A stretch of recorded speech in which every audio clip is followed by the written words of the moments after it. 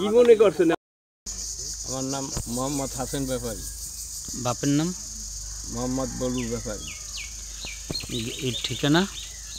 সড়ক, গ্রাম সড়ক, থানা উদিপুর, জেলা বরিশাল। আপনার নাতির সাথে যে একটা ধর্ষণের অভিযোগ আসছে, এটা আসলে কিভাবে কি হয়েছে? আমার নাতি এখানটা প্রাইভেট পড়তে, ওই তালুকদার বাড়ি। আপনার নাতির নাম কি? আমার নাতির নাম মাইশা। কোন ক্লাসে পড়ে? ক্লাস এই শিশুতে। বয়স কত? বয়স 7.5 বছর। হ্যাঁ, এখন ঘটনা কীভাবে হলো? ঘটনা, ও প্রাইভেট পড়তে গেছে, আওয়ার পথে আর ওই রবিউল টাকা কম লইয়া বরের মধ্যে লই গেছে যে আজ তোর লজেন খাওয়া মানে। হ্যাঁ, এই করে বরের মধ্যে নিয়ে ওরে দর্শন করছে। মেয়েদের অবস্থা কি আপনার নাতির? নাতির অবস্থা খুব শোচনীয় হয়ে এখন হাসপাতালে আছে ভর্তি।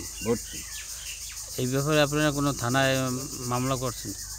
হ্যাঁ, থানায় আমরা ই করছি, কিন্তু কেস এফআইআর হয় না।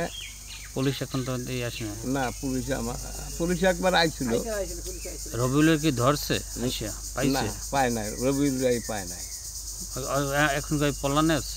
হ্যাঁ, ওরে পলাতক আছে। ও একটা ঘরে আটকা ছিল আর বাড়িতে, কিন্তু পিস্টল ঠেহাইয়া এই যারা ওখানে পাহেরাদার ছিল হাগর দাঁড়িয়া, আকাশ নামে একটা পোলা আছে, হে আর কি ওই লইয়ে গেছে।